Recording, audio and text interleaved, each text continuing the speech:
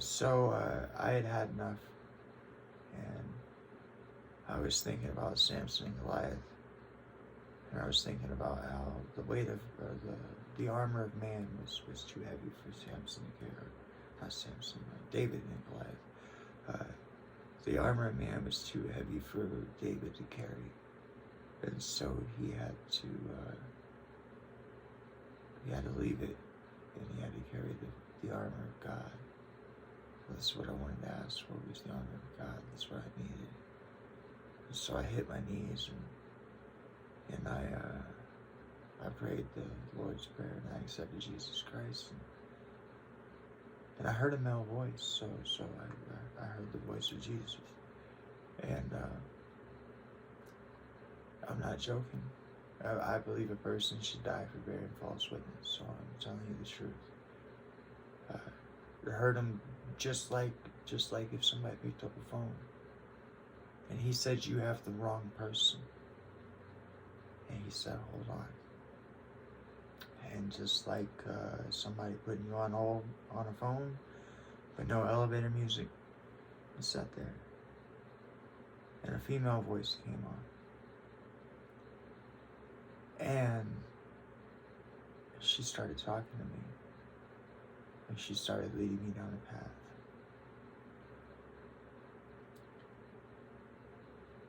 She first introduced me to Lilith, who is a demon, and I understand that in mythology. But, I understand why she brought me to Lilith. So Lilith was a reference to who I eventually come to find out was known as Sophia, okay? And that you see, Lilith was Adam's first wife, and so Adam always dominated Lilith, okay? And she didn't understand why, since they were both created the same. Well, that's that penis culture. What can I say? Apparently, even Adam didn't think his was big enough. I don't know. Whatever. Leave that there. But so she flies off, and so first off, she does the unthinkable. She utters the name of God, Yahweh, Valhe, because she sprouts wings. And she flies out of the Garden of Eden.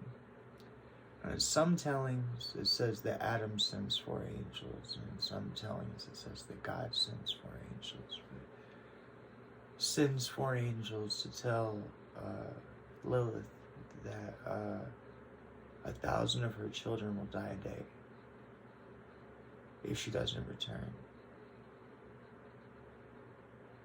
But I kind of got to thinking about that.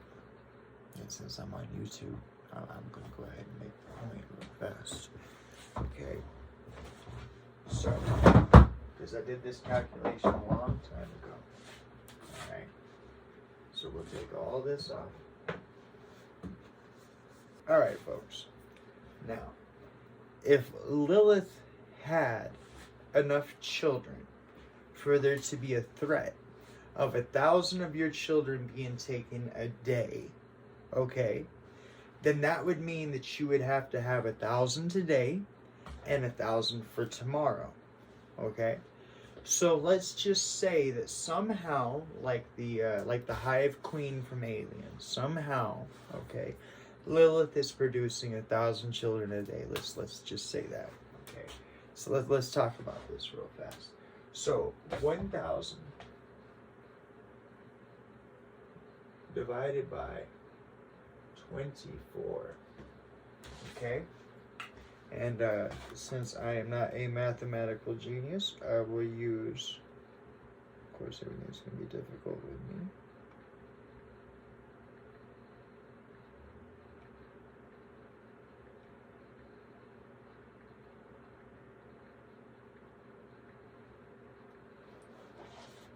So I will use my handy dandy calculator. Okay, now she's got 1,000 children for a 24-hour day. right? So 1, 2, 3 divided by 24 equals 41.66666666667, right? So 41, oh, excuse me, my bad.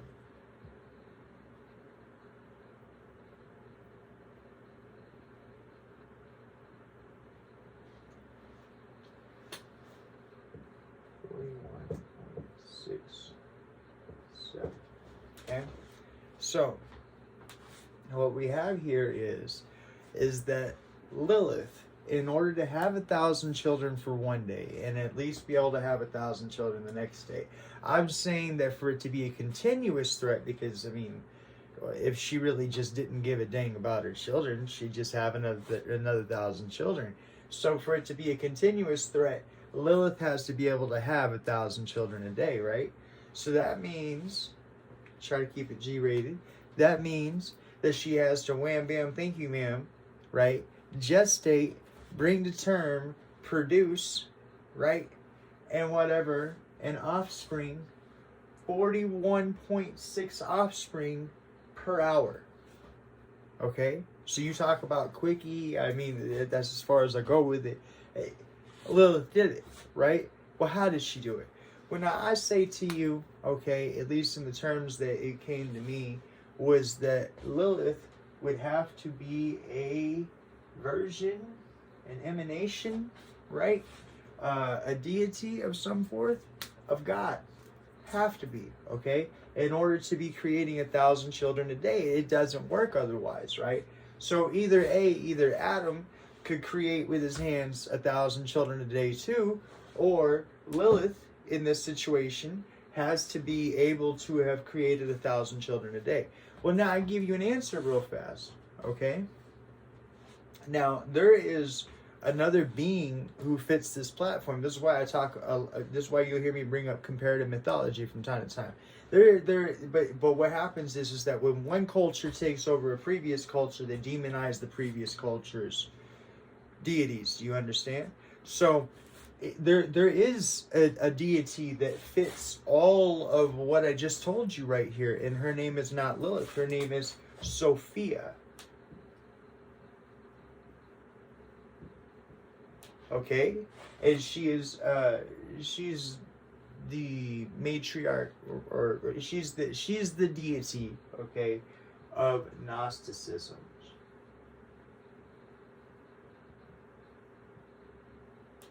All right, spelled with a G, right? Gnosticism, right?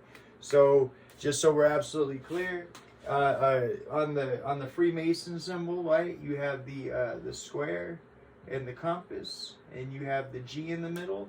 The G stands for gnosis, and gnosis refers to knowledge, and knowledge does all that, and Sophia does have to do with Gnosticism, okay? I'm not a Freemason. I'm not going to sit here and teach Freemasonry or anything like that. I'm giving you the lineage in which I learned things. That's all this is. That's what this encounter happened. This voice that came to me, this female voice, this is the path that she led me on, okay? So get that symbol off there real fast. So Sophia, okay, who, if you research, she was she bore witness to the creation of the universe. She watched the pleroma expanding. She watched universes being formed, multiverses, right? And she felt inspired, right, as any of us probably would. And she thought to herself, well, I would like to create too. Okay, and so she did. And according to Gnosticism, she created the material world. Now, this is important. This is why I'm talking about this for a reason, and that is because this version of Sophia and how all this comes to play actually gives her the title of Maya. Okay, and Maya is misunderstood. Now I'll go into that, but we got to get here first. Okay, so Sophia sees creation happening, and she goes forth to create without her male counterpart. Now, in Gnosticism, that's considered to be Christ or the Christos, okay? And that he will eventually return, so on, right? Kind of interesting, because you have a lot of tales of goddesses being born on their own, The specific one that comes to my mind is the thousand-armed Tara, right? She comes into birth and she expands into 1,000 arms because she instantly reaches out to try to fill all the needs and all the wants and all the worries and all the woes of the world, because she is that compassionate. Okay, but nonetheless, in this case, we're talking about Sophia. So what happens with her is that she creates the material world that we exist in, and she ends up creating a god. In Gnosticism, and I'm sorry to say this, I'm sure this is going to bother somebody. In Gnosticism, that god that she creates, or the deity that she creates for herself, right? His name is Jehovah, and she places him in a place surrounded by clouds, okay? Because he is a grotesque thing. He is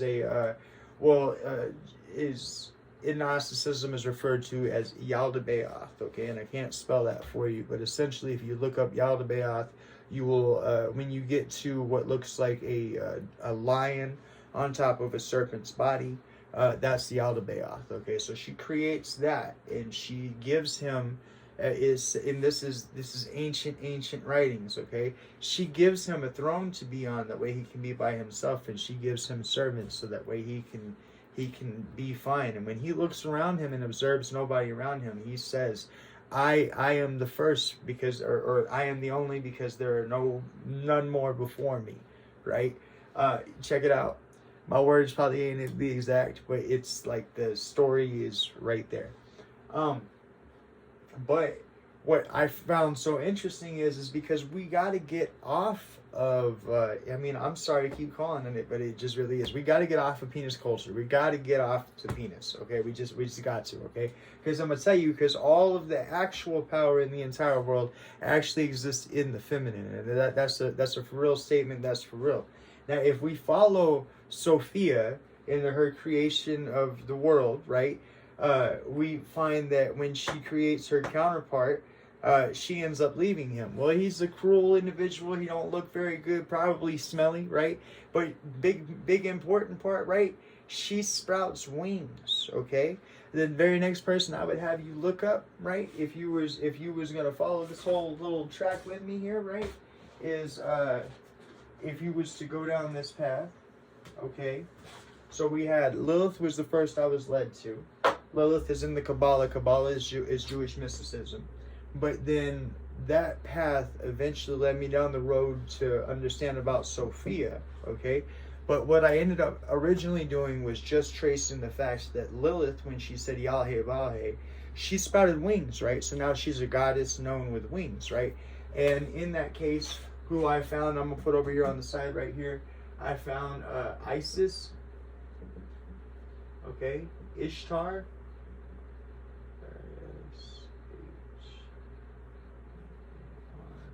and Inanna.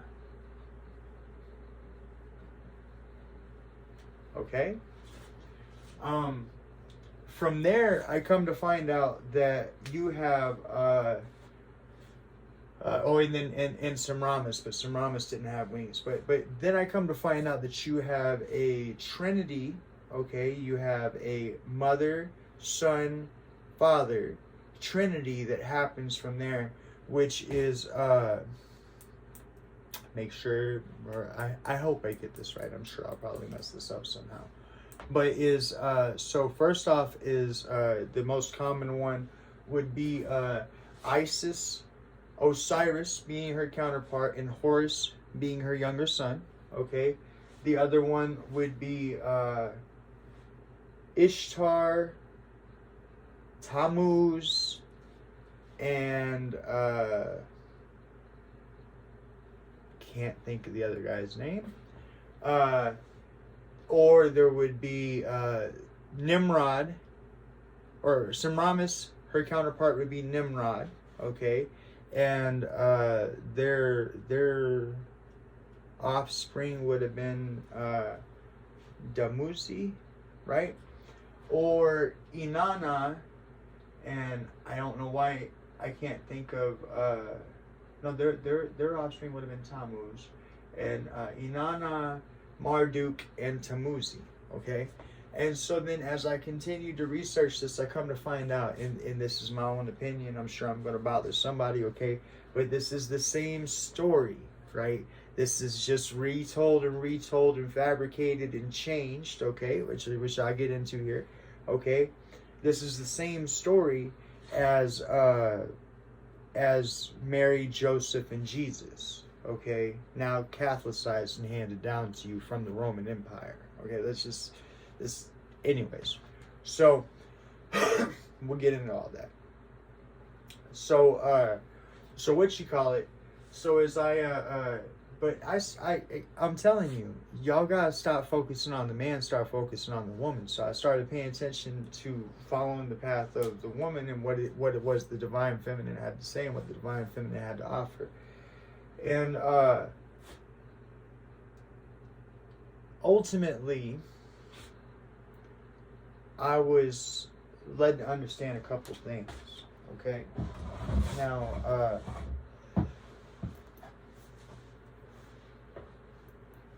when I prayed the Lord's Prayer and Jesus handed me over to this woman, she declared herself to be God to me. And when I traced her up to being Mary, I had an out-of-body experience, but it freaked me out, so I jolted back into my body because it was too intense. And I apologize for that, God. It's my fault.